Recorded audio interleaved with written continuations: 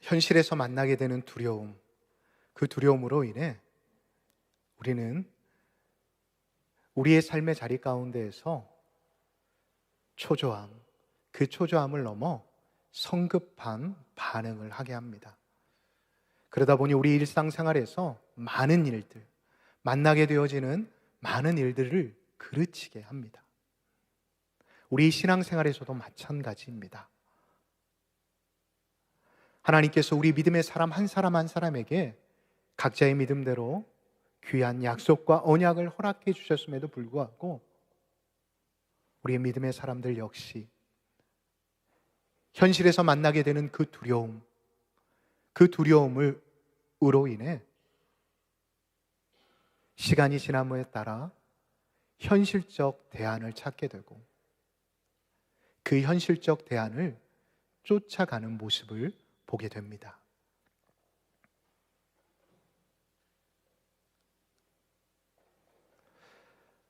여러분들은 어떠하십니까? 오늘 본문에 등장하는 아브라함 역시도 마찬가지입니다. 하나님께서 분명히 창세기 12장을 통해 약속, 언약을 해 주셨습니다. 그런데 시간이 지남에 따라 이 아브라함 마음 가운데 두려움이 찾아오기 시작했습니다. 아브라함뿐만 아니었습니다. 이 사라에게도 두려움을 넘어 초조함이 찾아오기 시작하였습니다. 그래서 약속보다, 언약보다 현실이 더 크게 느껴졌습니다. 그래서 16장을 보면 그들은 현실적 대안을 찾게 됩니다. 그때 하나님을 찾고 하나님 앞에 엎드렸어야 하는데 그들은 그들의 눈앞에 닥치게 된 두려움으로 인해 하나님이 아닌 성급한 반응을 통한 현실적 선택을 하게 되었다는 것입니다. 그 결과가 무엇이었을까요? 바로 오늘 본문에 등장하는 두 사람에게 큰 상처가 되었습니다. 상처를 넘어 절망을 주게 되었습니다. 저는 오늘의 본문의 말씀을 통해 우리의 현실 가운데 다가오는 두려움, 그 두려움보다 하나님께서 우리에게 허락하여 주신 약속, 그 언약을 붙잡게 되어질 때 하나님께서 우리에게 주시는 언약은 또한 은혜는 무엇인지 함께 살펴보고자 합니다. 첫 번째로 하나님께서는 절망 가운데서도 부르짖는 우리의 소리를 들으신다라는 것입니다. 아브라함에게는 두 아들이 있었습니다. 누구입니까? 바로 이삭과 이스마엘입니다. 그런데 이 두 아이는 철저하게 언약이라는 이름 하에 구분되어집니다. 그렇다면 오늘의 본문의 주인공이라고 말할 수 있는 이 이스마엘은 누구입니까? 이 이스마엘은 언약의 자손 이삭이 태어나기 전 13년 동안 아브라함의 아들로서 아브라함의 집안의 중심이었던 사람이었습니다. 그런 그에게 그의 어머니 하갈이 어느 날 이렇게 말합니다. 이스마엘아, 이제 곧 우리 집에 다른 환경이, 다른 상황이 펼쳐지게 될 것이야. 그러니까 너는 어느 때보다 너의 말과 행동을 조심하렴이라는 충고를 해 주었습니다.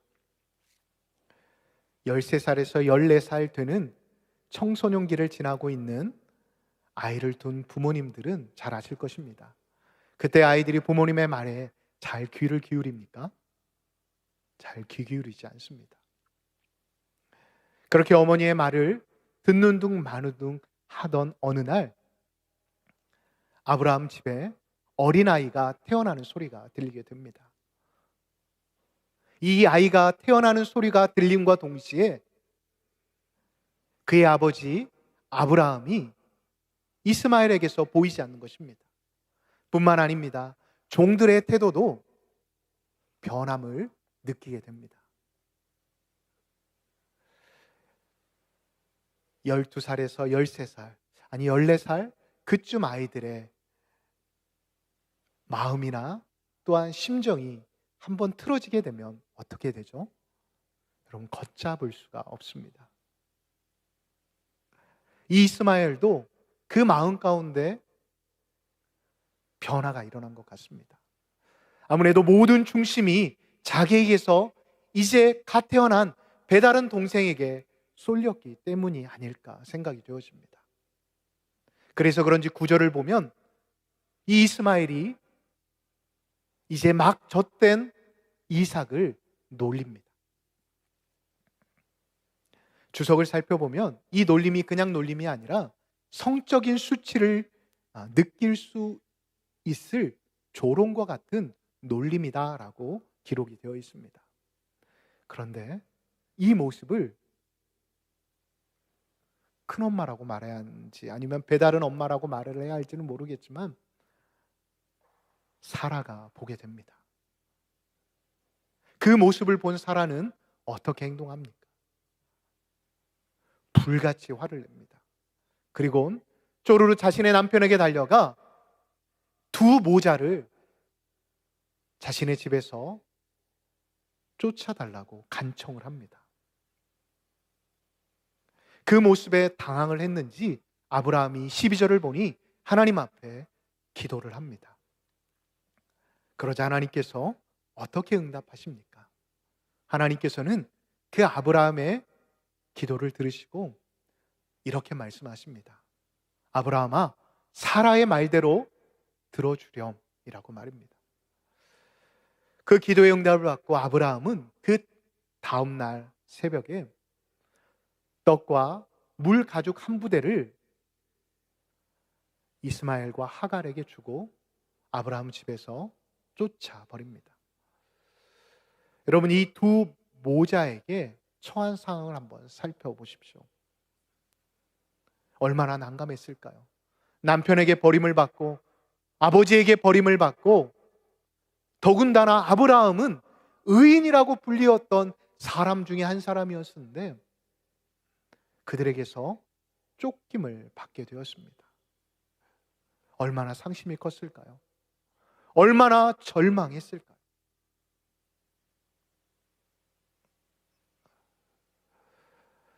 저는 이 말씀을 묵상하면서 한 책의 내용이 제 눈에 들어왔습니다. 니콜라스 월터 스토크라는 미국의 유명한 기독교 철학자 교수님이십니다. 이분이 쓴 책에 자신이 받았던 큰 상처에 대한 기록을 하고 계시는데 그분에게는 한 아들이 있었다고 합니다. 그 아들이 어릴 때부터 너무나도 액티비티한 행동을 좋아하다 보니까 청년의 때에 등산을 하다 그만 사고를 당하게 되었다고 합니다. 이 사고를 통해 아들을 잃게 된 이 아버지, 얼마나 상실감이 컸고 얼마나 절망감이 그의 삶의 자리 가운데 찾아왔을까요? 그래서 그는 하나님께 이렇게 외쳤다고 합니다. 하나님, 왜 저에게 이러한 시련을 주십니까? 하나님, 왜 저야만 하는 것입니까? 라고 하나님을 향해 소리쳤다고 합니다. 그랬더니 그에게 들려온 음성은 무엇이었을까요? 아무런 음성이 들리지 않았다고 합니다. 그리고 꽤 많은 시간이 흘렀다고 합니다. 그러던 어느 날 그와 동일한 상처를 받고 절망감 가운데 빠져있는 한 가정을 소개받고 그 가정을 위로하러 찾아가게 되었다고 합니다. 그 가정을 위로하기 위해 찾아갔는데 깜짝 놀라게 된 것은 바로 한 가지의 모습을 목격했기 때문이었습니다. 그 모습은 바로 하나님께서 그 상실감에 빠져 있는 가족을 품고 계셨던 것이었습니다.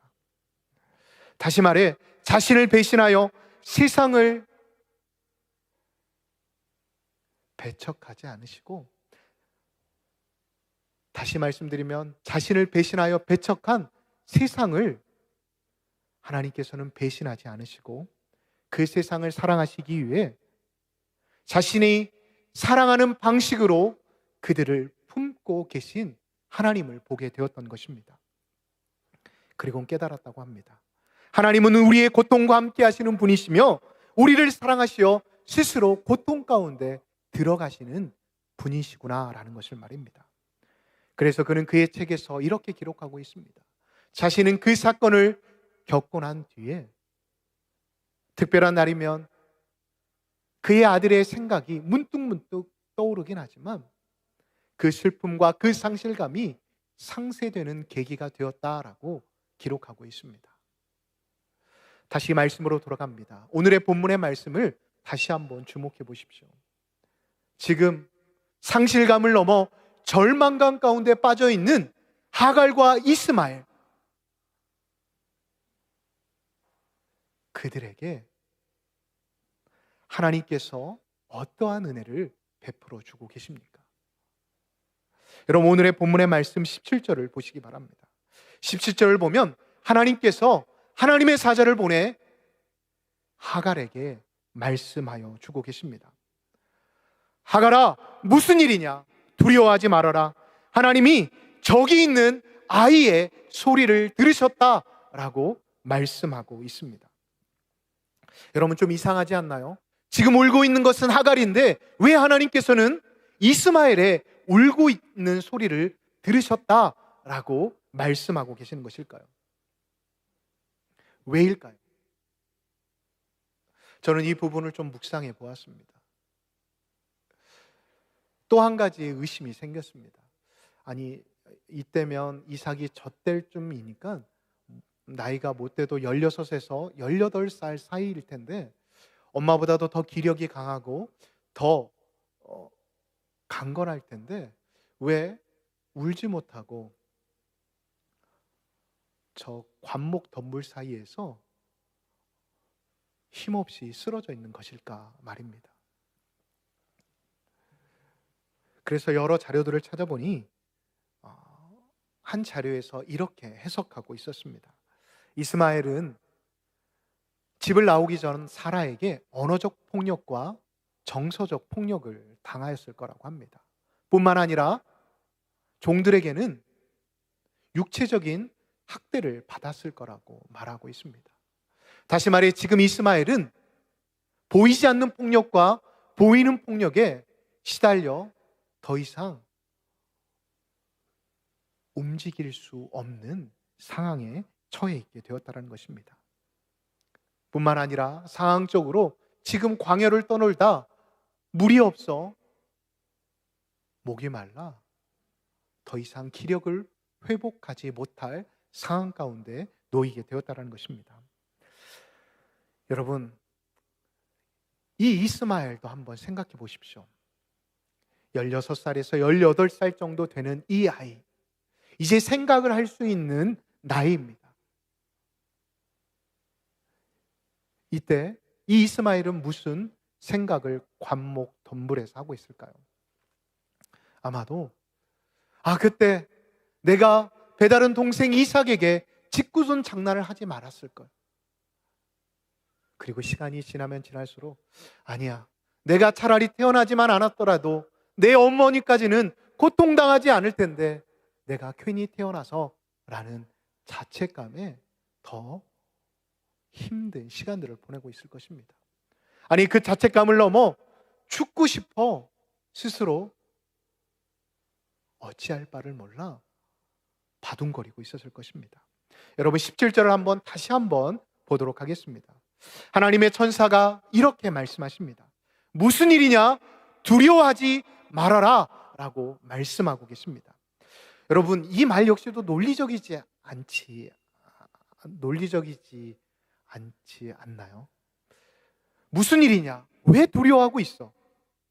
여러분, 하나님께서 하갈이 처한 상황을 몰라서 지금 이렇게 말씀하고 계시는 것일까요? 아닙니다. 하나님은 절망 가운데 있는 이 하갈과 이스마엘의 상황을 지금 주목하고 계십니다. 그러니까 천사를 보내셨죠. 그런데 왜 하나님께서 이렇게 말씀하고 계시는 것일까요? 여러분 12절을 보십시오. 12절에 하나님께서는 아브라함에게 이렇게 말씀하셨습니다. 아브라함아, 내 여종으로 말미암아 근심하지 말아라. 다시 말해 하나님께서는 이 믿음, 아브라함에게 허락하신 이 믿음을 지금 하갈에게도 원하고 계셨던 것입니다. 그래서 17절에 담긴 의미는 다음과 같이 해석할 수 있습니다. 하갈아, 너의 운명을 결정하는 것은 너의 절박한 상황이 아니야. 지금 너의 절박한 상황과 함께 들끓는 무정이 아니란다 라고 말씀하고 계시는 것입니다. 지금 너의 운명을 결정하는 것은 너와 너의 아들에게 한 나의 약속이다 라고 말씀하고 계시는 것입니다. 12절에 아브라함에게 하신 믿음과 약속, 이 두 개를 하나님께서는 이 하갈이 붙잡기를 원하시는 것입니다. 그래서 하나님은 그 약속을 기억하셔서 지금 홀로 관목 덤불에서 죽지 못해 지금 흐느끼고 있는, 아니 더 이상 울 힘도 없어 지금 죽은 시체와 같은 이스마엘의 소리를 듣고 있으시다는 것입니다. 그렇습니다. 약속을 잊지 아니하시는 하나님께서는 이스마엘과 하갈의 소리를 들으셨습니다. 그래서 18절을 통해 하나님께서는 하갈에게 다시 한번 이렇게 말씀하십니다. 너는 이제 아이를 일으켜 내 손으로 붙들라 라고 말씀하고 계십니다. 기억하십시오. 오늘 본문의 말씀을 통해 하나님께서는 이 시대를 살아가고 있는 우리 성도들에게 이렇게 말씀하십니다. 우리 인간이 가질 수 있는 가장 큰 힘, 모정. 그 모정의 힘보다 더 강력한 힘, 더 큰 에너지는 하나님의 약속에 있다라는 것입니다. 여러분 아멘이십니까? 우리의 삶의 자리 가운데 학업, 진로, 취업, 군대, 그리고 결혼하고도 아이의 문제로 인해 여러분 고민하고 걱정하고 또한 절망 가운데 계시는 분들이 계십니까? 그때 나보다 더 힘든 시간을 보내고 있을 자녀들을 생각하며 드는 안타까움과 초조함, 그리고 모정이 지금 여러분들의 자녀들의 삶의 자리 가운데 찾아온 문제들을 해결할 수 없다라고 하나님은 오늘의 본문의 말씀을 통해 우리에게 말씀하고 계십니다. 하나님은 다시 한번 오늘의 본문의 말씀을 통해 너의 삶의 자리 가운데 찾아오는 자녀로 인한 눈물짓음, 그리고 고통하는 것이 환경 때문인지 아니면 상황 때문인지 아니면 하나님이 나에게 주신, 하나님이 우리의 아이에게 주신 그 약속이 이루어지지 않아 지금 힘들어하고 있는지 하나님은 우리의 삶을 점검하라고 우리에게 오늘의 본문의 말씀을 통해 말씀하고 계십니다. 그리고 하나님께서는 하갈이 잃어버린 약속을 기억해 주십니다. 여러분, 그렇다면 하나님께서 언제 하갈에게 약속해 주셨을까요? 16장에 나와 있습니다. 16장 12절을 여러분 한번 다 같이 한번 읽어보도록 하겠습니다. 시작. 그가 사람 중에 들나귀 같이 되리니 그의 손이 모든 사람을 치겠고 모든 사람의 손이 그를 칠지며 그가 모든 형제와 대항해서 살리라 하니라. 또 한 가지의 약속은 17장 20절의 말씀입니다. 우리 다 같이 한번 읽도록 하겠습니다. 시작. 이스마엘에 대하여는 내가 내 말을 들었나니 내가 그에게 복을 주어 그를 매우 크게 생육하고 번성하게 할지라.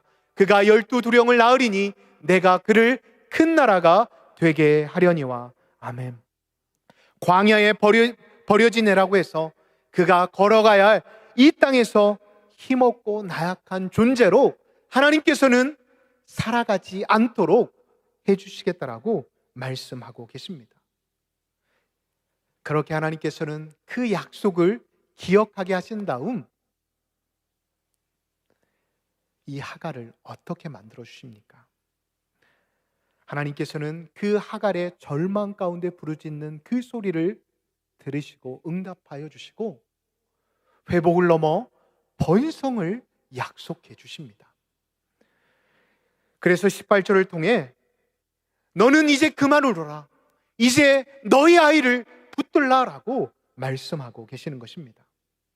그렇다면 이 시대를 살아가고 있는 우리들은 하나님께서 해주신 그 언약을, 그 약속을 어떻게 기억해야 할까요? 사라와 같이 직접적인, 하갈과 같은 직접적인 계시를 통해 우리가 하나님을 만날 수도 있지만, 무엇보다도 지금도 하나님께서는 주의 종들을 통해, 그리고 내가 깊은 말씀의 묵상을 통해 예전에 주셨던 그 말씀을 기억나게 하십니다. 그러하기에 우리가 해야 할 일은 무엇일까요? 더욱더 예배의 자리를 사모해야 합니다. 더욱더 큐티를 통해, 말씀의 묵상의 자리를 통해 하나님이 나에게 허락하여 주신, 그리고 나의 자녀에게 해주셨던 그 언약의 이 약속들을 되새겨 봐야 한다는 것입니다. 왜요? 하나님은 이렇게 약속 밖에 있는 자들의 약속도 잊지 않으시고 그 약속을 그들의 삶의 자리 가운데 이루어 주시는 분이시기 때문입니다. 그래서 우리는 하나님을 향해 신실하신 하나님이다 라고 말씀드리는 것입니다. 그 하나님은 우리를 사랑하시는데 어떻게 사랑하십니까? 그 신실하신 하나님은 바로 요한복음 3장 16절 그 말씀에 기록되어 있는 것처럼 이처럼 세상을 사랑하시는 만큼 우리를 사랑하신다라는 것입니다. 여러분, 그 하나님께서 여러분들의 자녀를 사랑하십니다. 그러하기에 우리 교우 여러분들께서는 예배의 자리, 묵상의 자리에서 약속의 말씀을 붙잡고 나아갈 때 우리의 삶의 자리의 문제뿐만 아니라 우리 자녀를 위해 기도하고 있는 모든 기도의 제목들이 이루어질 줄 믿습니다. 우리가 창가락 찬양팀과 마지막 찬양했던 찬양이 어떤 찬양인지 기억나십니까? 예, 그렇습니다. 여러분, 그 찬양은 누가 작사를 하셨냐면 엘리사 호프만 목사님께서 작사를 하셨습니다. 이 목사님께서 이 찬양의 가사를 작사하게 되신 배경이 있는데, 어느 날 신방의 요청을 받으시고 신방을 하게 되셨다고 합니다.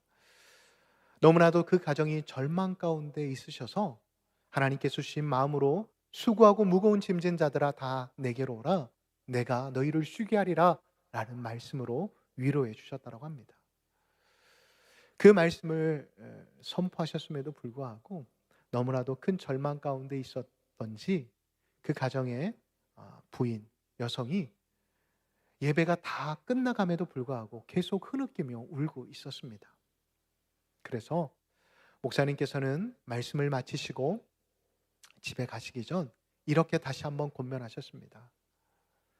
성도님, 하나님께 무거운 짐을 맡기십시오. 하나님만이 우리의 마음을 아십니다. 하나님만이 우리를 위로하실 수 있습니다 라는 권면의 말씀을 하셨다고 합니다. 그런데 그 권면의 말씀을 할 때마다 성도님이 너무나도 은혜 가운데 반응하시는 것입니다. 그 모습에 이 호프만 목사님께서 감동이 되셨던 것입니다.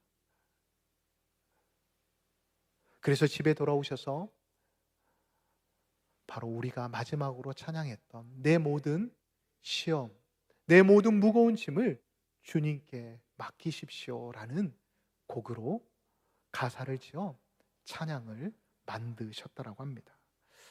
여러분, 우리의 인생 가운데 만난 어려움 속에서 견디다 못해 쓰러져 주님께 아뢰보신 적이 있으십니까? 여러분, 그런 어려운 상황을 만나지 못하신 분들도 계실 것입니다. 그러나 앞으로 만나게 되어진다고 한다면 하갈과 같이 한번 하나님 앞에 엎드려 보십시오. 그렇게 되면 어떻게 되는지 아십니까? 이 하갈에게 부어주신 하나님의 은혜는 다음과 같습니다. 하나님은 하갈에게 약속을 기억하게 해주실 뿐만 아니라 그녀가 좌절해서 보지 못하였던 두 모자에게 필요한 우물을 발견하게 하십니다. 그런데 그 우물은 원래 없었던 우물이 아니었습니다. 이 두 모자가 너무나도 절망 가운데 빠져 있기에 바로 하나님이 준비하신 그 우물을 발견하지 못하였던 것입니다. 오늘 수요 예배를 온라인으로 또한 이 자리에서 예배 드리시는 우리 교우 여러분, 여러분들의 삶의 자리 가운데 삶의 무거운 짐들을 홀로 지시다 견디다 못해 쓰러져 계신 성도님들이 계십니까? 이 시간 성령님께서 여러분들의 눈을 띄워주셔서 환경이 아닌 주님을 바라보실 수 있는 은혜 허락하여 주시기를 소망합니다. 여러분, 이 세상을 살아가는 인생에는 근심이 없는 사람이 아무도 없습니다.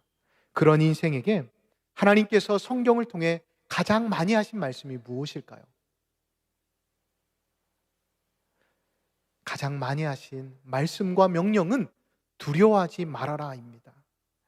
우리가 해야 할 일은 현실적 두려움으로 의심하는 게 아닌 신실하신 하나님의 약속을 믿고, 하나님은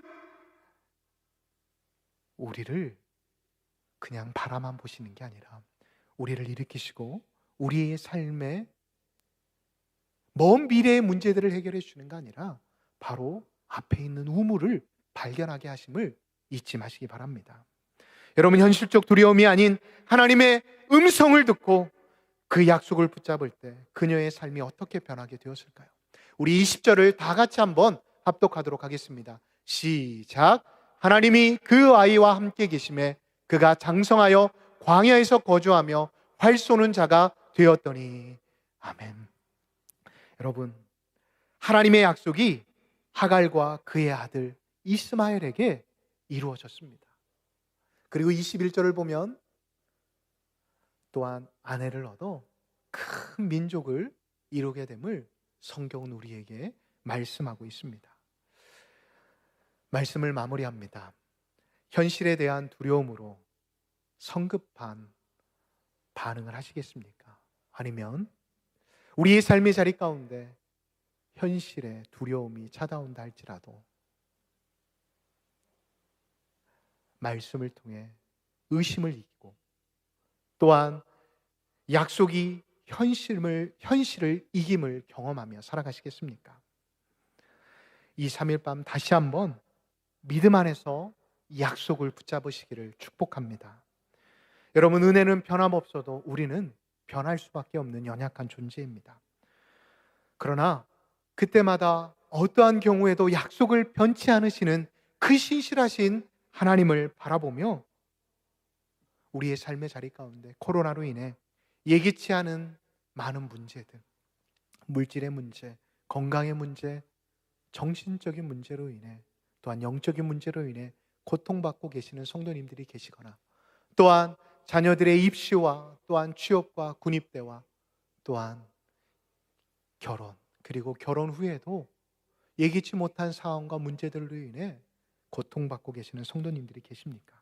그렇다면 말씀 안에서 현실이 아닌 하나님의 약속을 붙잡고 하나님께서 허락하신 이 5월 한 달도 가정 안에서 하나님이 주시는 놀라운 은혜를 누리며 살아가시는 복된 장석의 성도들이 되시기를 예수님의 이름으로 축복합니다.